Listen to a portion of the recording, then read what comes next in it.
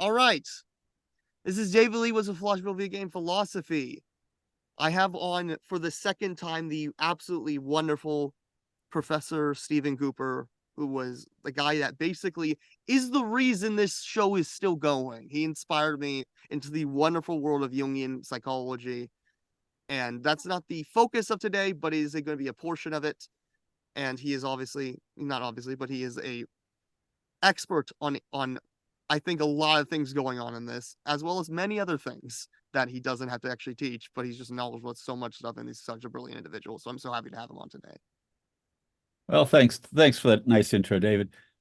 Maybe folks want to know I'm actually a specialist in the history of early Christianity, Columbia University, PhD, 1962. Oh, what am I talking about? I was 4 years old then. Try 1992. I'm not above reversing numbers. Yeah, so I gather we're going to talk a little bit about Gnosticism too, which really interests me as a interesting variation of Christianity in the second century. So yeah, let's go and show me what you got, David. All right, let's make sure we have share computer sounds. All right, let's start. Asked me before about the prophecy, right? Let me start by telling you a little more about what it entails. I'm not sure exactly when it began, but a prophecy has been circulating around Fontaine. It says that every person in Fontaine is born with sin. No matter how the nation of justice holds trial after trial, this sin cannot be absolved. Until one day, the water levels in Fontaine will rise, and the sinful people will slowly be drowned. In the end, the people will all be dissolved into the waters, and only the Hydro Archon will remain, weeping on her throne. Only then will the sins of the people of Fontaine be washed away. That's it for this clip. So what is Okay. Okay, so I'm just going to go with my free associations. Wondering about the word fontaine. Are we supposed to think of fountain Yes, or the French for French? fountain, and they mispronounce it's obviously Fontaine. It's pronounced actually Fontaine, but Right. they say Sure. Fontaine. Weird localization. And I believe there's a French author by that name. I'm sure. So the fountain is the notion of a fountain is a bit of symbolism one finds in Platonist Christian writings, including Gnostic Christian writings, because there's this notion that whatever is emerged from what the Platonists call the one or the one beyond being, which is therefore a fountain of all other emergent realities. So this notion that beyond everything that appears, there is that which doesn't appear, and that's sort of a fountain of the existence. The other thing that's struck me is the way this Archon Quest Act 1 is sort of starting with this kind of Christian anthropology that all people are sinners and their sins cannot be absolved, so that the only remaining thing for them to happen is this judgment by a flood. We're in sort of biblical territory. Now, with the mention of a hydro archon, that's the only one that remains. Hydro, obviously, water. Archon is a word used in Greek in the Pauline writings, but it's just a normal Greek word that means ruler. But in forms of Gnostic Christianity, Paul's use of the term rulers or powers and principalities was taken over to talk about kind of lower powers who are responsible for the structure of this universe. Mm-hmm. Right. And the other thing that interests me is that there's some hint of a prophecy or a revelation, which of course is common to any kind of biblical thought, the notion that there's a transcendent God who can send a message through that God's chosen messengers. Maybe it relates also to Gnostic notions that beyond this material realm, there is a transcendent and good God. In other words, one who would absolve people of their sins without killing them. And maybe there's a message from that transcendent good God that can get through the thickness of matter and water and all these unstable elements from which the present world is made up. Yeah, so I'm kind of hooked here. Well, let me say a few more words about Gnosticism and this moment in between, just to have a little bit of background. We're talking about a movement within, it's kind of an intellectual, spiritual movement within Christianity of the first half of the second century AD or CE. And the first Gnostic teachers we hear about only through their enemies, right? The more what we'll call the big church Christians. And it seems like the earliest we can date these Gnostic teachers is around 140.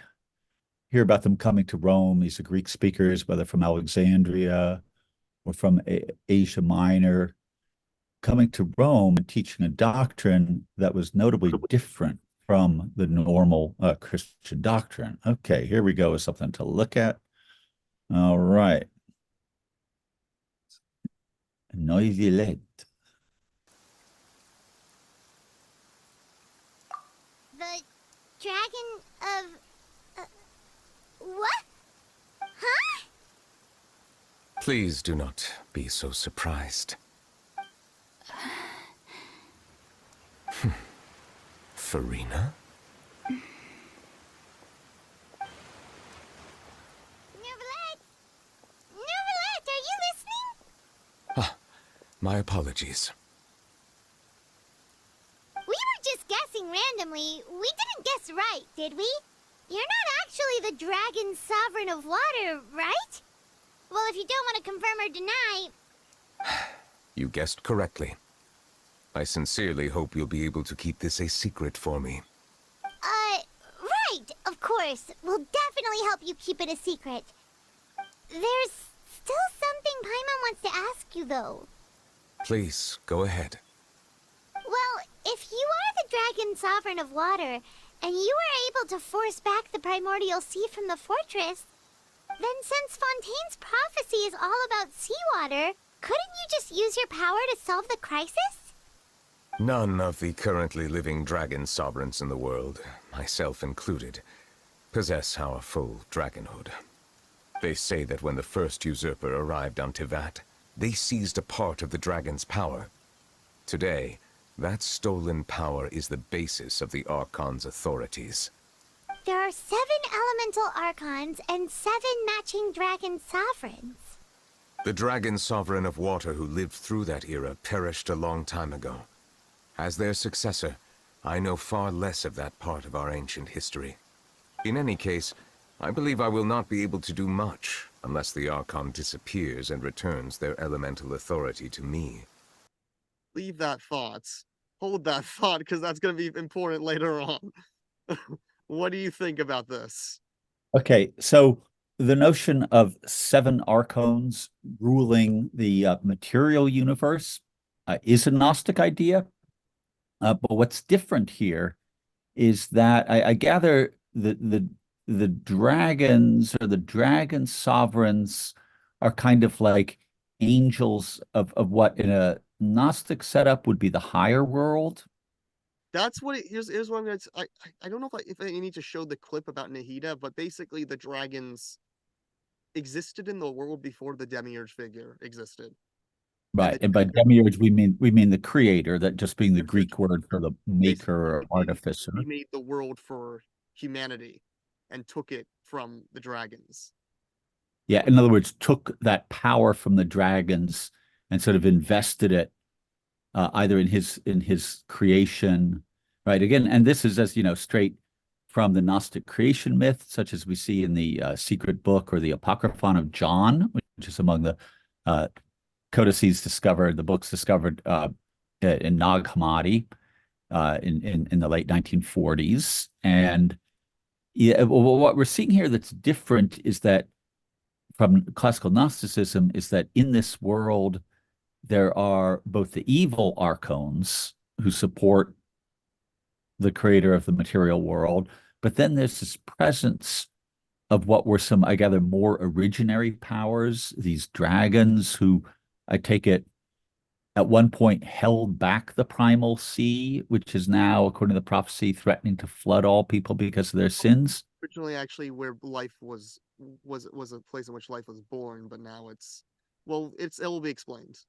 Right. And that's, of course, uh, taking modern scientific notions of the waters as a place that life began, but it's hearkening back to the Babylonian creation myth when the creation of a lower world, that is a world outside the world of the gods, is done through the killing of a primal kind of female goddess sea monster called Tiamat. It feels very Tiamat-like.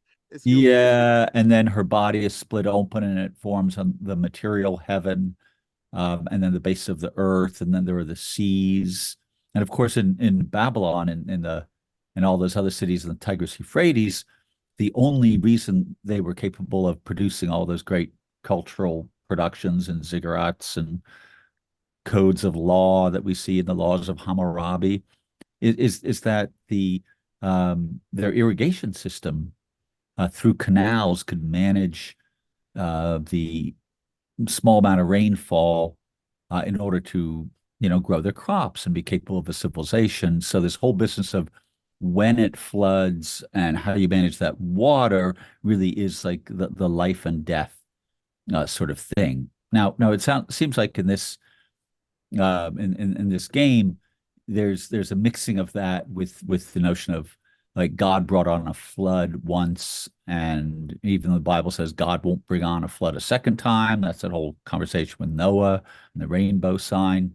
Here, it sure looks like we've got the danger of flooding.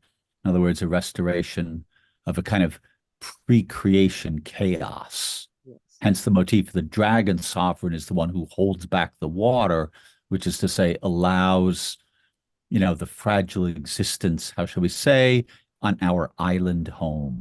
Okay, so yeah, picking up with the question of what was ancient Gnosticism. As I said, it appears to have been a Christian movement that developed around 140. Teachers in Rome started attracting interest because they were promising to share some secrets about what was the nature of the Christ, who, as we see in the Gospel according to John, is depicted not just as a human being who might be a Messiah along the Jewish lines, but rather in the Gospel according to John, we have the notion that Christ was not just a human being, but was rather God, or that is to say, the Word of God or the mind of God that existed in the beginning with God, who, as it says in John 1:14, took flesh and dwelt among us. All right, so you have this notion of when people saw the human being Jesus, though they didn't know it at the time, that was the creator of the universe having taken on human flesh.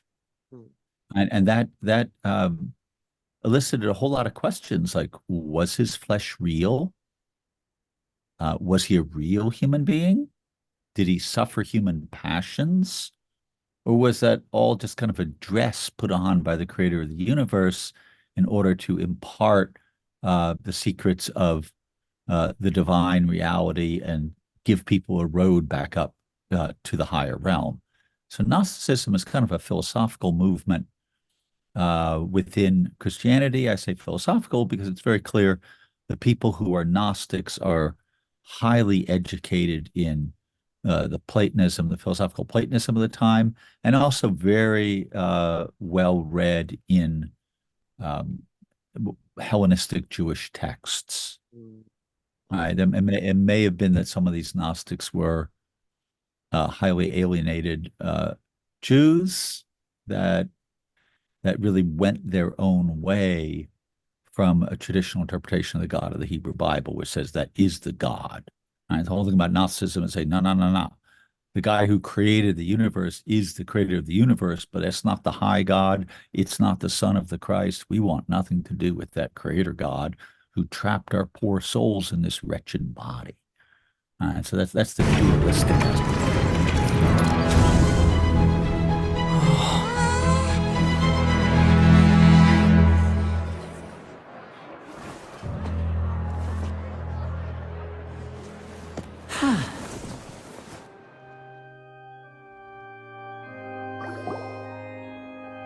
Ladies and gentlemen, this concludes my opening performance. Now, without further ado, we may proceed to the trial of our god. So, this is what it is. Yes, you deserve praise for the effort you took to raise the dramatic stakes. Do not forget, however, that I am Focalors, the god of justice, the embodiment of justice itself. Does it not strike you as even the least bit absurd to bring the very concept of justice to trial? What do you think about that? Okay, so we're sort of in the realm of the Gnostic critique of the Jewish God, the God of Genesis, the God whom most Christians worshipped as the Father of Jesus Christ, who is a God of justice. Hence, God gives the law. The Gnostic theology criticized that God and said the justice of that God is not just. That's rather a vengeful, petty, spiteful God. And so how can it be the same as the Father of Christ? Christ being a messenger of mercy, presumably from a God of mercy. I'm a little curious about this name, Focalors. Orcons, I think I told you before, have demon names. Okay, but anytime there are made up names, my assumption is the person who made them up. No, these are from the Goetia. Go. There's a demonography of demons from this Solomon's Goetia. I think I've told you. You said you were from Focalors is one of them. I think it's like one of its depictions is a sphinx, which would, I guess, maybe resonate with the tale of Oedipus. It's a Riddler. Yeah, Focalors. I hear the word folklore. I also hear the French word faux, F-A-U, F-A-U-X, calor, fake heat. But that's probably just me and not the movie makers. But the rhetorical question here is interesting. Does it not strike you as even the least bit absurd to bring the very concept of justice to trial? Okay, two comments on that. One, and this is a Gnostic view, the first one, that you can bring the concept of justice to trial if the person supposedly embodying justice, that is, the God of justice, appears not to be just. Right? And then your claim is, you're the God of justice, but you're not really just. And this is what Gnostic said about the God of the Hebrew Bible. Second point, and this is backing away from the Gnostic vision, and I'm just going to make this point with Plato. Right? For Plato, in order to make a judgment call about is something just or not, you have to have a conception of justice of your own. Right? And it can't just be your personal one, but rather it is what he would call the form of justice. What justice is. It's not just Jung that would just say, "Oh, you can have your own justice beyond God because mind is in your own hands." Well, yeah, the claim would be that if you're going to judge someone else's justice, you have to be very certain about your possession of a higher kind of justice. And this is what allowed Plato, or rather Socrates, to criticize the justice that Athens meted out to him at his trial in the Platonic dialogue, the Apology. Like, you call this a system of justice, I say you've done injustice. All right, so Socrates, you read the Apology, was very clear that he knew what justice was, and that meant that the trial was unjust. But the interesting follow-up to that is, even though it was unjust, Socrates was willing to accept the death penalty that followed from it and would not escape. In other words, he preferred to witness to a higher idea of justice through his own death. Right? He preferred to live justly as opposed to rather to die as a just man rather than to try to escape the laws that he felt himself obliged to and live unjustly. All right, so there's this.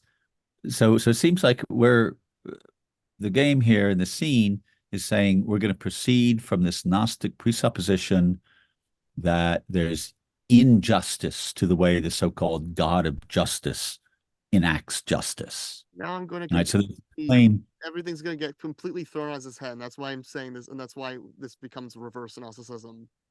You'll okay, let's go forward. I told you about the dragon. You'll see where this Yep. comes. In the Fontaine of old, the previous Hydro Archon sensed the yearning of her Oceanid familiars for life on land.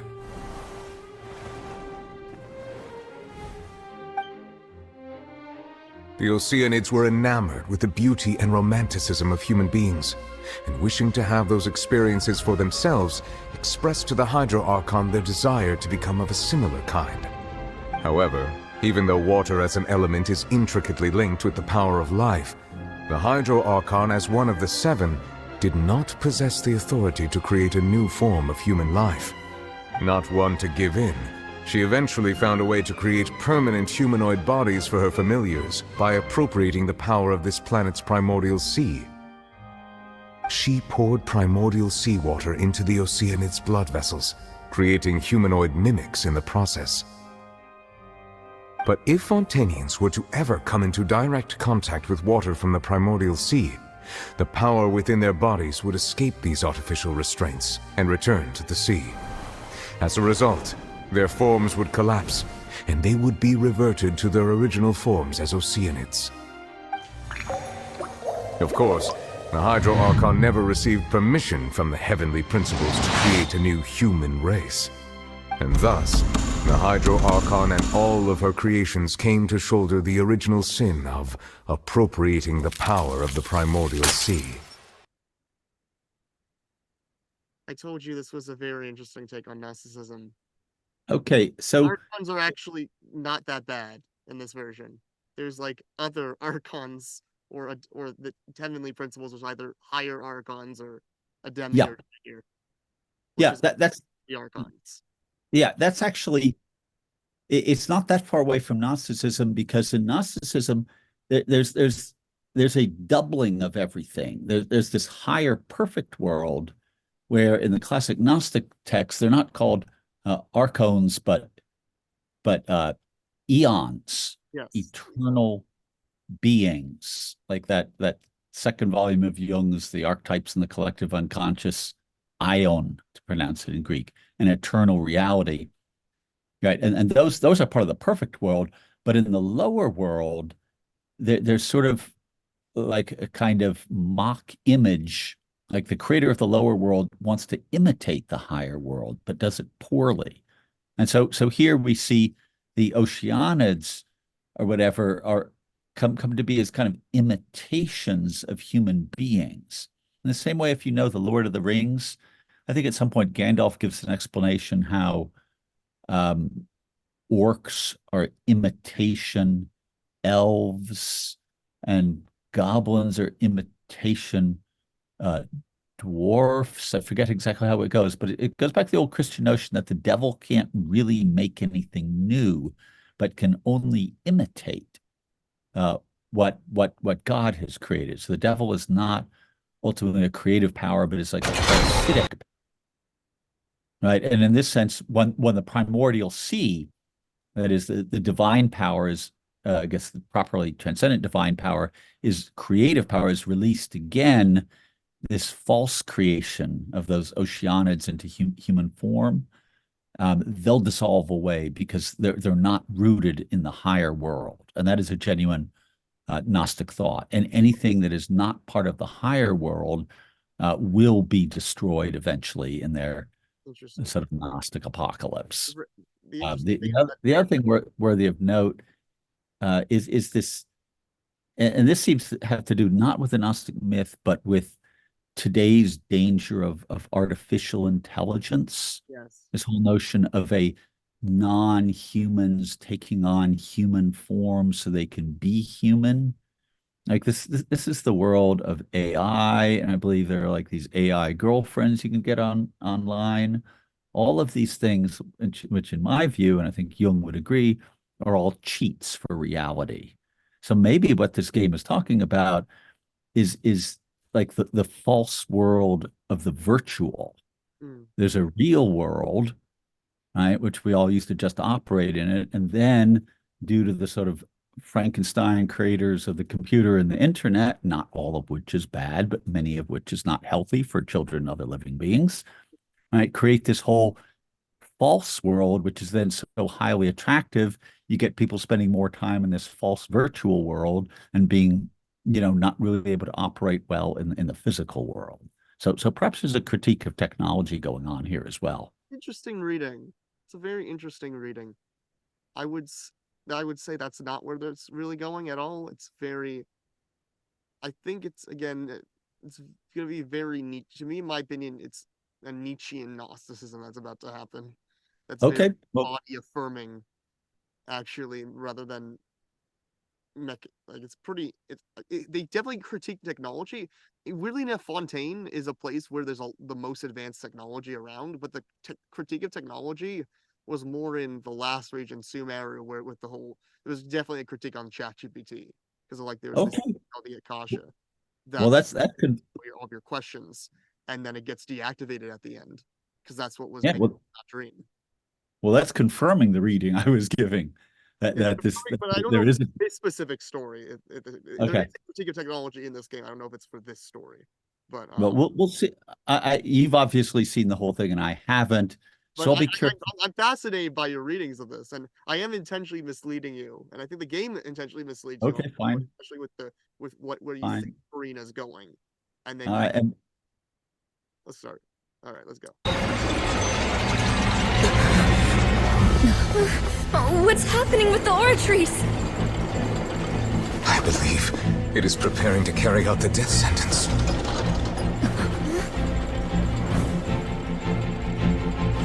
Furina! I think she's about to die. okay. They said the Hydro Archon will have the death sentence, which this machine never gives. So there's also, this was the thing what I thought was also going to be a critique of technology, but it's also not. So No, I still need answers.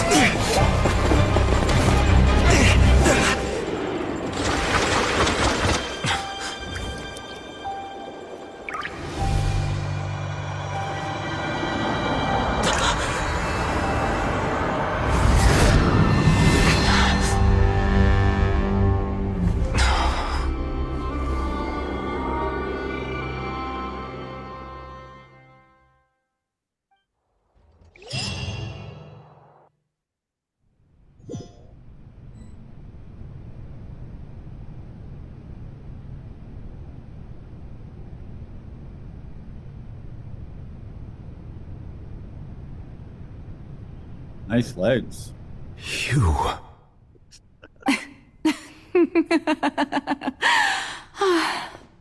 Sorry.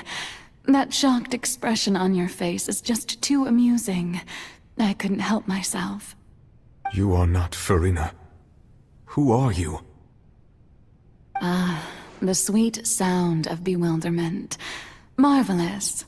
A sure sign that my attempt to deceive everyone was a resounding success. But to answer your question, I am Focalors. You know, the god. Focalors. Why did you deceive us? Oh, that wasn't my goal, of course. Goodness, no. But I had to fool everyone else too, if I was to stand any chance of deceiving the heavenly principles. Yes. what do you think about that? The heavenly principles. It's like it's pro Archon deception, but it's deception for the sake of human survival. The specific.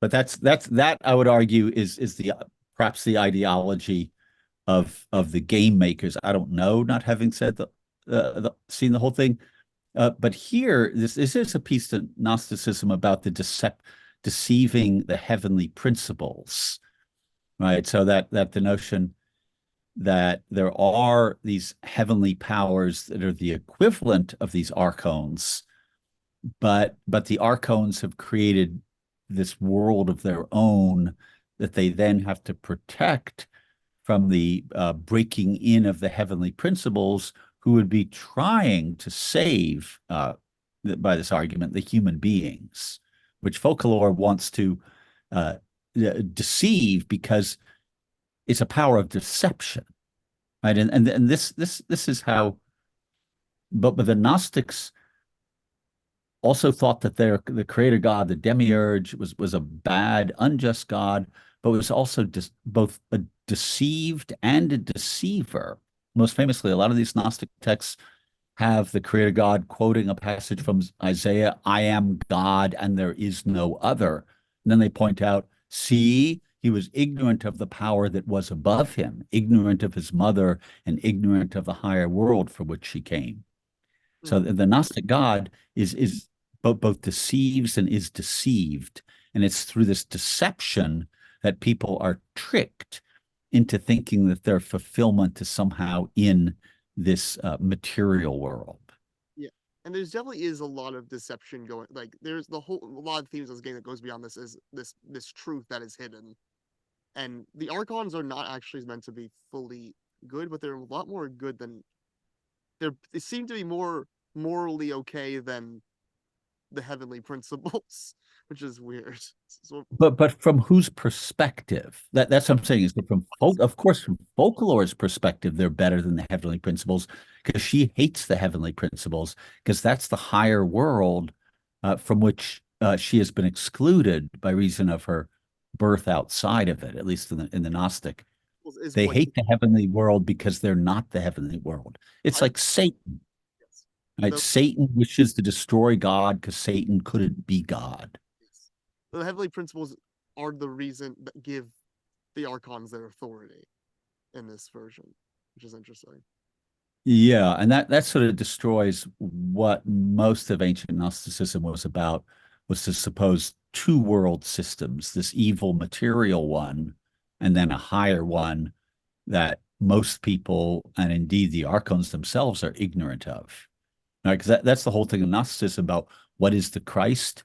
He comes down from above and proclaims a different God who is just, who Yes, is loving, yes. right? Who wouldn't wipe out, right? One of the ways the Gnostics claimed that the creator God was evil, they said, look, he tried to destroy everybody in a flood.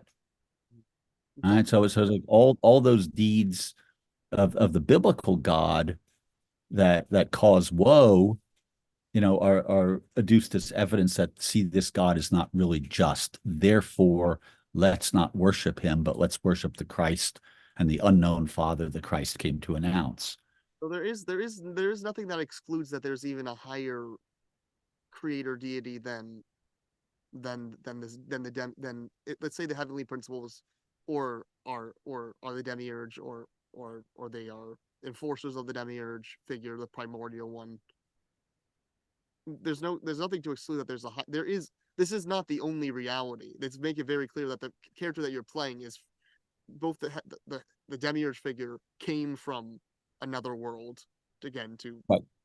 to And this yep, that's the Gnostic myth that the demiurge is the misbegotten spawn of the youngest of the eternal beings in the fullness, and that spawn of Sophia arose through a mistake, and so it was like a horrible thing, and she cast it outside the divine realm.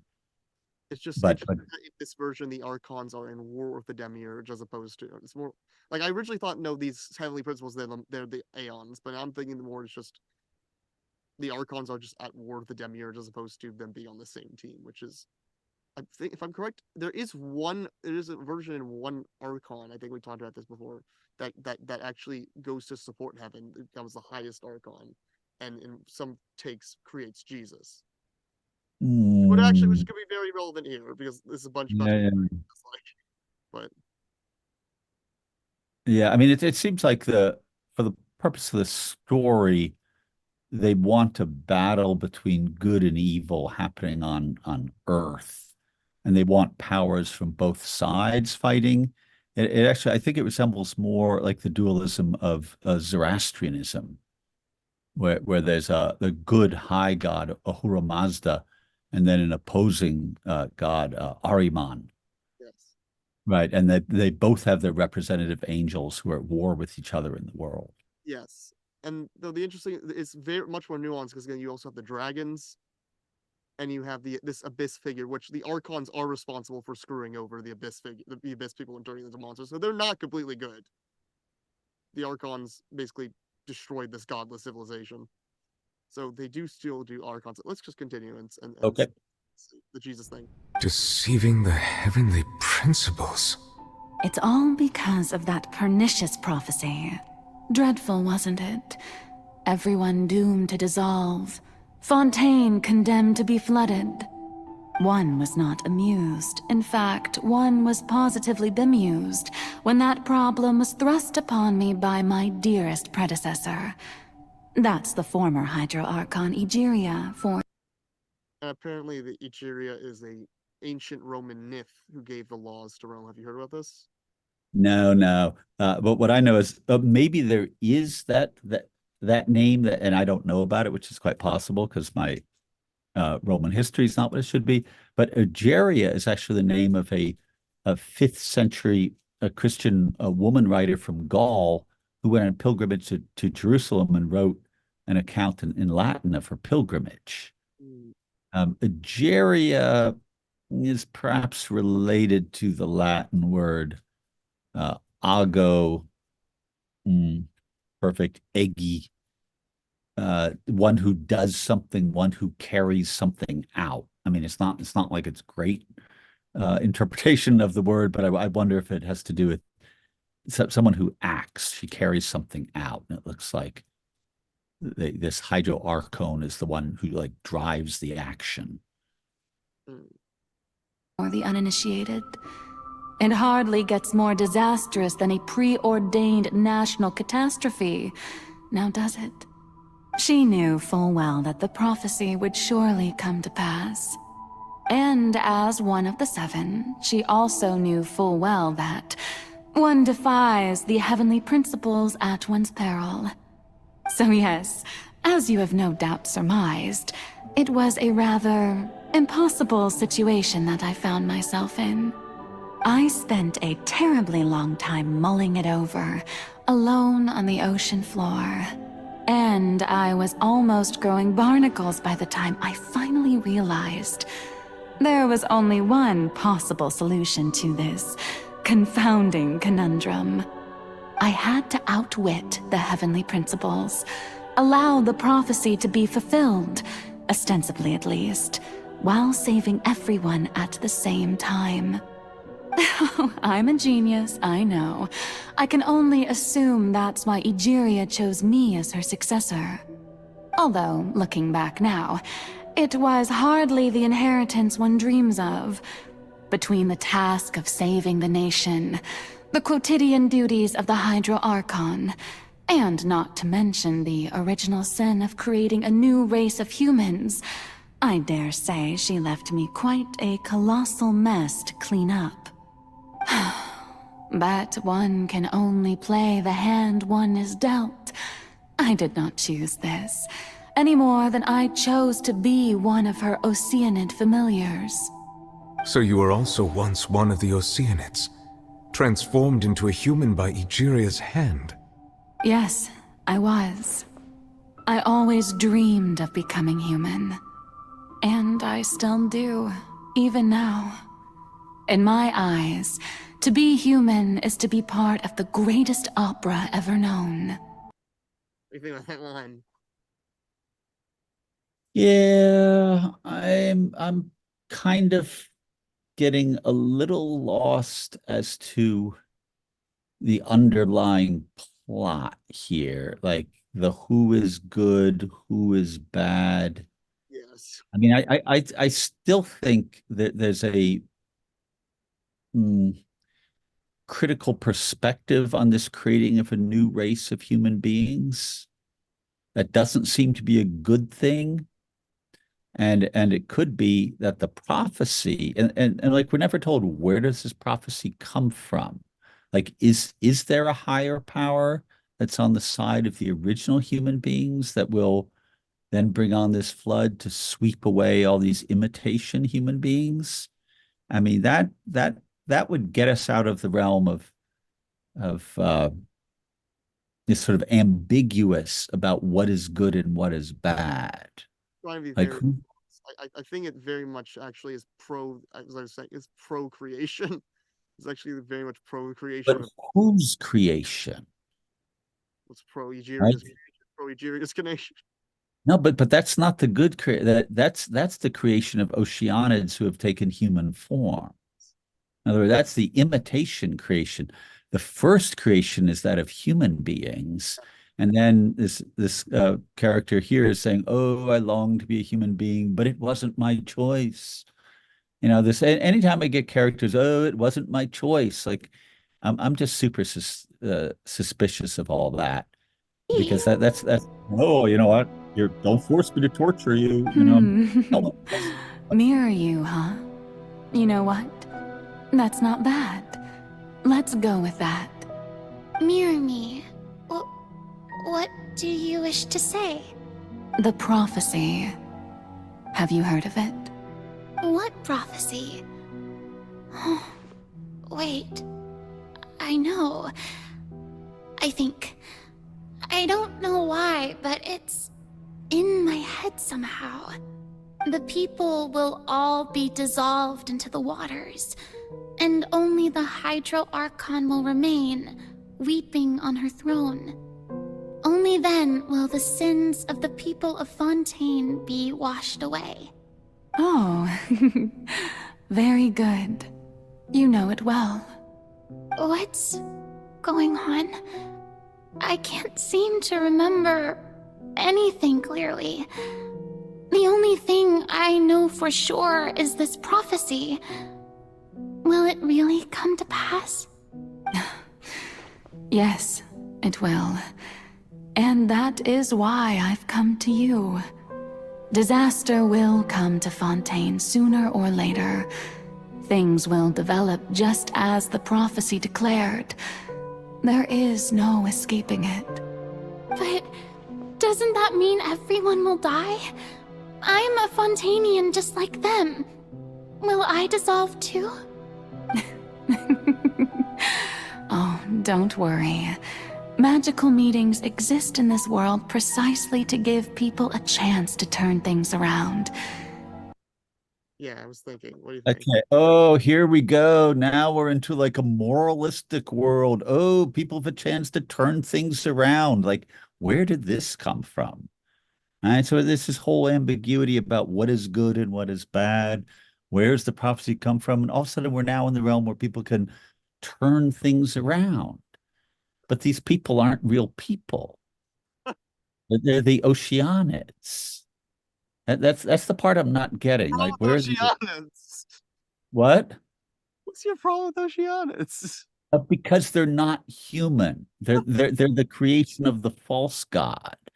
I'm reading this as like they wanted All to be humans are human. creations of the false god. If we again read the primordial one as the demiurge, and as all demiurge figures, no one's good here. No one's No, really good. but then why should we feel sympathy? Why should there be a chance to turn things around? Putting you because they're putting you on with sympathy for the archons and these Oceanids. They want you to feel sympathy for them.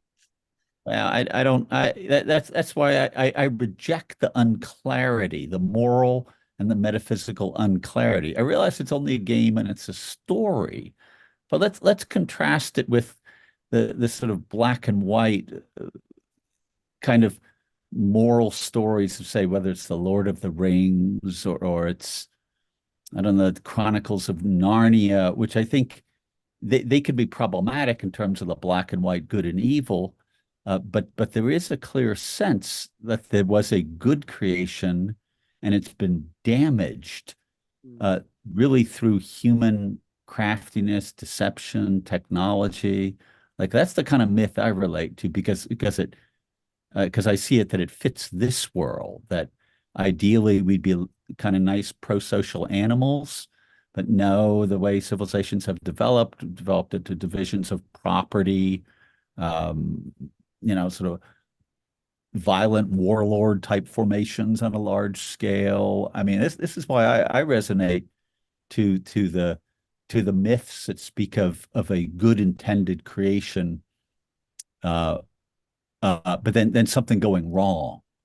And the prophecies are there to tell us what went wrong so we can turn it around. Like here, we're being told we're going to turn it around, but it's not clear what that would mean. Right? Both the trial and the sentence. Hmm. Yeah, no, we move forward. I'm just a Indeed. terrible critic. This power, accrued over 5 centuries, could have sustained Fontainians for millennia, had it only. In other words, existence was Egeria's justice, and to me, justice is the continuation of that existence. Defying the prophecy and ensuring that Fontaine's people shall live on, that should be the justice enthroned over all others. I knew you'd say that. Okay, time out here. Okay, so okay, this is precisely a corruption of What this is again? justice. It's existentialist. That's Well, what this is. no, it's not. I would say it's not existentialist. Rather, it's a kind of relativist. What I say is justice, and it's justice for my unjust kingdom to go on in perpetuum because I say it's justice. Well, like I've heard that kind of thing from people claiming to be moral like all my life.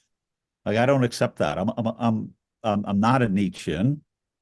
I'm somewhere between a Platonist and I don't know, a sort of I'm a moral animal person. I think we're moral animals and we need to work it out morally, not based on claims of power and my justice. All right, that's to me, that's the root of evil. Maybe this is the Nietzscheanism. This is my justice and my world, and I want it to continue, and I'm going to call that good. And we're not given enough context to know anything else. All we're saying is there's a false world, non-humans taking human form, and then there are these powers that want it to continue forever and ever. Now, I actually prefer the ancient Gnosticism because it says, no, this whole realm is bad. And you have to know that it's bad in order to get out of it. Not that I'm fond of the Gnosticism either, because I sort of reject their anti-body stance. Well, But me, this is yeah. This is pro-body. To me, I think this is about to be very pro-body. I guess it's pro-imitation body, which is what's It's pissing me off. pro-imitation body. These are sea creatures. They're not really human. They're occupying human bodies, and they want to maintain that occupation. It's At this point, no? we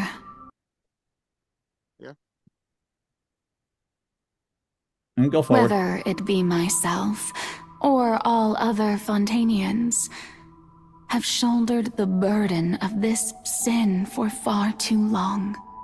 Iudex Neuvilette, the highest judge in our land, when you regain your full power as an elemental sovereign, what verdict shall you pass upon us? So when I was invited to the court of Fontaine to serve as Iudex, I see now that that was your idea too. At last, I now understand the true purpose behind this position. In the beginning, I was uninterested in human existence.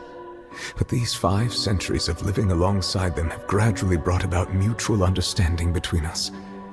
And I have even attempted to feel as they feel. You are a devious one, Focalors. Things being as they are, surely you know that I could never declare them to be guilty.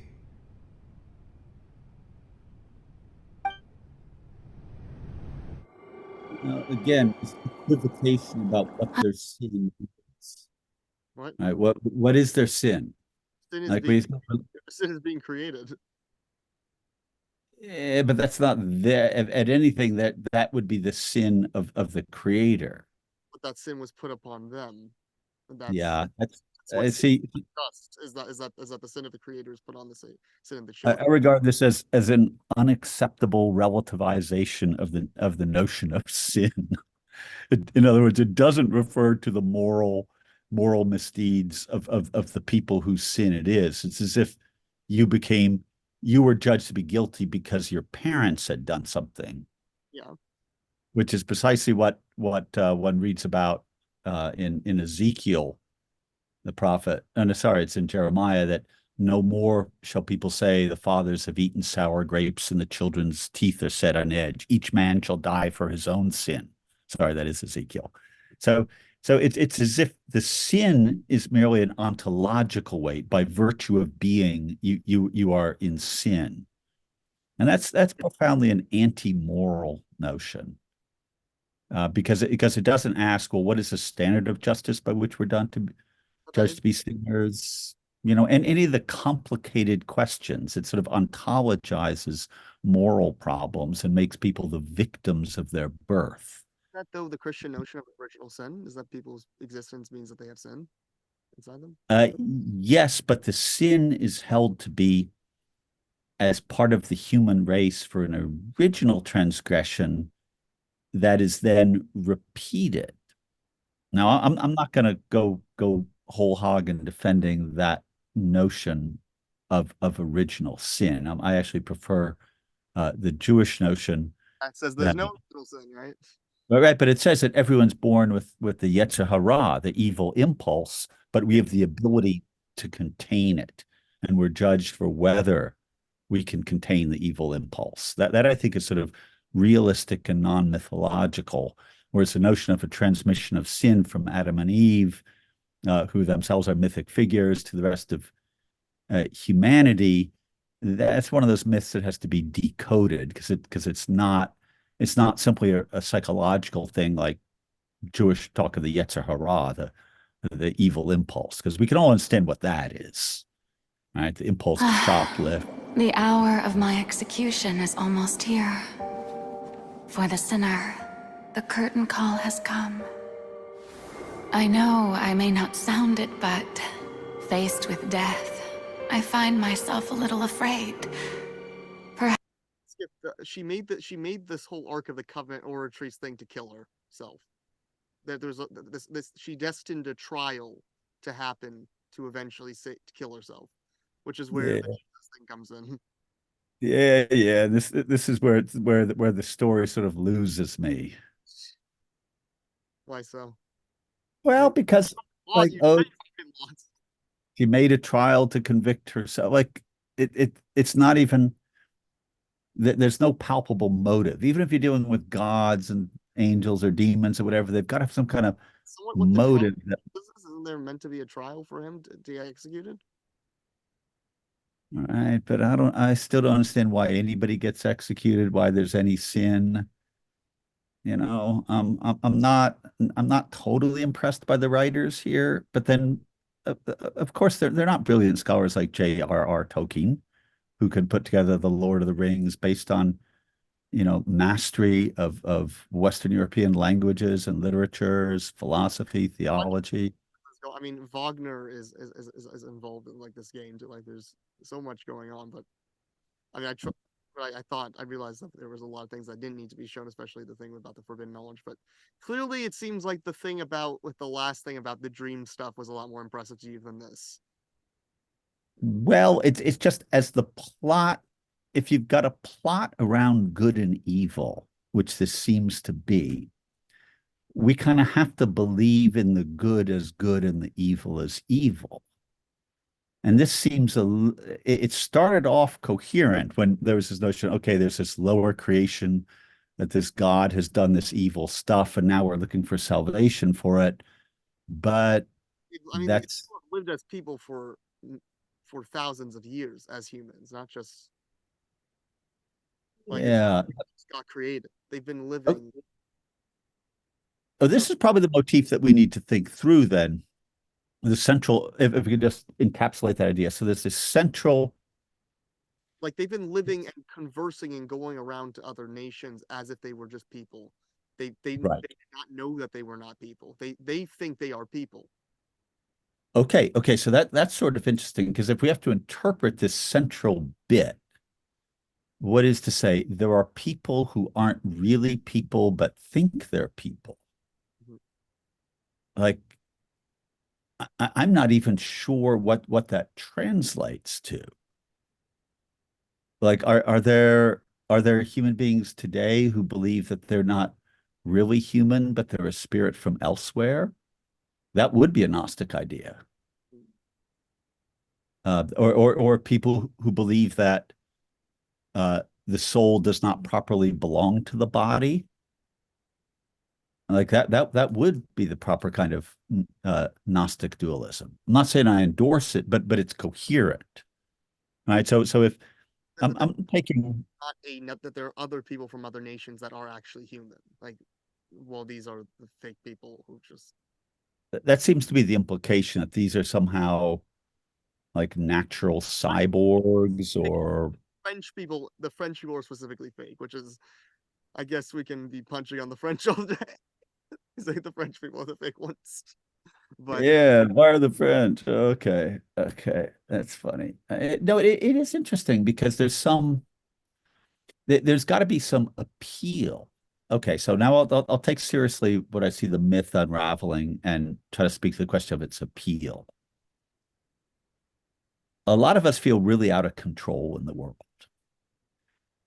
Like, for example, and Heidegger in Being and Time has this great concept of Geworfenheit or thrownness, where he claims human existence is always thrown into a world that it did not choose or make.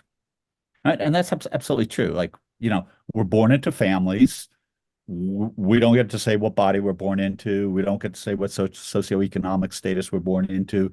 We don't get to say what kind of parents we're born into, what kind of country we're born into, what kind of governmental economic system, right? So we do feel almost like the soul. Okay, Wizard of Oz, born from a star. She came down from a star to see a fine lady who came down from a star or whatever. So it's as if our soul kind of has a shock to see the finitude, the materiality, the concreteness of ourselves, which we didn't particularly choose. I'll grant that that's a freaky experience and that it can then generate attempts to make sense of ourselves. That is to say, how can we say yes to our existence when we didn't choose many aspects of our existence? Like, I got glasses when I was in second grade. All right, this is back in the 1960s when it labeled me as four eyes. Right, people still got called four eyes, and people said things like, "Oh, you can't hit a man with glasses." Well, nice, thanks, but then that kind of demands you at an early age. Right? Not that I wanted to be hit, but it just puts you in a weird category. Right, right. So like I didn't choose that, and yet I saw because I wore glasses, therefore I was somehow treated differently. Now that's nothing. That's tiny compared to people with real physical differences or intellectual um, kind of differences where you find yourself people reacting to you because the you includes elements that you yourself did not choose and that you yourself have a hard time with. So I'll grant that maybe this is the sort of core of the mythology, is to say, what do we do when we find ourselves within bodily frames that we did not choose and that in a very real way we suffer from? Right? I won't demean or diminish people having that experience, because I actually think it's not just for people born in any sense differently. It's actually an awakening experience to a reality of this existential condition, that we are thrown into this life that we did not choose. Or German Right? existentialism. Yeah, yeah. So it's kind of like, where do we go from there, right? The forms of atheistic existentialism we get in Sartre and so forth says is that how you enact what you've been given is your freedom. And I agree with that. Right? How are you going to deal with what you've been given? Now, the part that I worry about technology is when people begin to think of themselves as transcending their bodily frame. I'm thinking of the inventor, computer theorist, Kurzweil, right? Who wants to upload. He was the guy who invented the singularity notion. You could upload all your memories in your brain, and that you would exist beyond this body. See, I believe that's a fundamental misunderstanding of what human life is. We are our bodies. Like what would we be if we were just a brain in a machine would probably be torture. Like our pleasures come through the body, the tastes, the lovely world of the sights, the enjoyment of video games and the shots of rushes we get when we blow something up. Like that's all body. That's all body-based enjoyments. Like, Yeah, given technology, you can maybe rig up a brain to some kind of whatever they call that sort of virtual reality where you experience things without really having a body. But my point would be, why would we even want to go somewhere? How about we just all get together right down here, as the Reverend Gary Davis says, and make this a world where we can share the goods of the body. There's a pitch for St. Augustine in City of God. Like there are some goods that are so great we can all enjoy them. Right. But we got to stop wanting to enjoy them just for ourselves and exclude other people from it. Like we can get together right down here, have a good old time with this body, make fine wine, excellent food, grow good stuff, groove to great music, and love in the body. Right. But still we got to accept that it's finite. Like we got this one life here. I'm 65. I'm having to face this more than ever. Like if I get another third of my life or whatever life expectancy is, will that be of the same quality when I was young and relatively healthy? I don't think so. Right. But I'm just going to ride with it because I know that's a philosophical quest, is to accept the finitude and the limitation and the end that comes, that is ever approaching, instead of some fantasies about loading my brain up into a computer. Like all those whiz bang computer guys. How about they use let's get Elon Musk to work on some real problems instead of all this nonsense. How about he help us convincing people that climate change is real and that we can actually cut back on fossil fuels? Come on, Elon, use that brain for something else besides trying to make fancy toys and money. Like, I dude, like, I agree with you completely about everything you just said. Personally, kind of thought you might. critiques that in the last story, which we didn't have enough time to show. I just showed you that it was about the power of dreams, and which is very Yeah, Jungian. But this, I mean, it was very anti-rationalist, like and this to me, this is, I guess the way maybe why this resonates with me more is that because water is not mechanical, to me it's organic, and I maybe that's just me. I like animals. I, sure. And I and I like water too. Shinids are cool people, and they have the right to live the life they want to live. I get it. It is technically, but what's going to happen is they're going to live and they're going to become mortal for real. They're going to live and die and they're going to enjoy their existence. Like it's not going to, it's going to, and they're going to love, like they're going to do all that. They're not going to put their Okay. computer. I All get right. I get the critique and I understand why you're away from it. And I realize that is, I guess maybe but we'll finish this and see, but One more comment. So this Perhaps is this okay. is yeah. Yeah. My interesting part is now If you give it I'm correct with all that, I'm guessing still, because even if it is pro body, you still have an issue with it because these are not real people. Yeah, and I'm thinking maybe you've given a positive interpretation to the Oceanids, which I can maybe sort of follow to the extent of saying, okay, so there are people that don't feel at home within the body. Is there any way they can become more embodied and then be real? Okay, I see that, and I actually think that is a positive message, and it sounds like it's going in a good direction. Now, what I'm going to suggest is that we're kind of running out of time today. We should devote something just to dreams.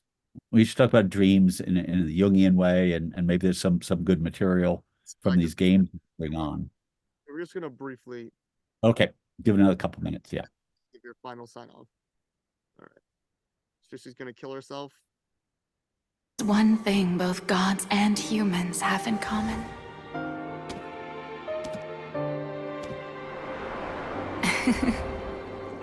Farewell, Neuvilette. I hope you've enjoyed the part you played these 500 years.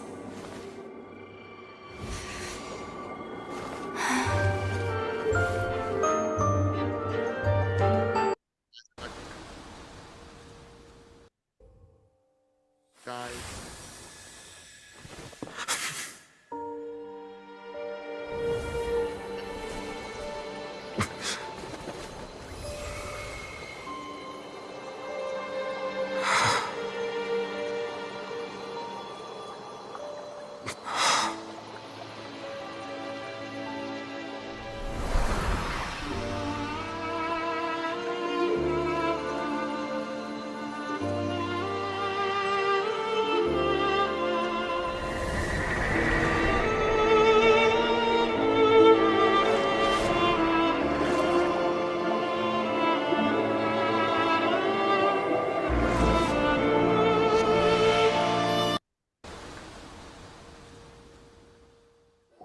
Kind of like the script.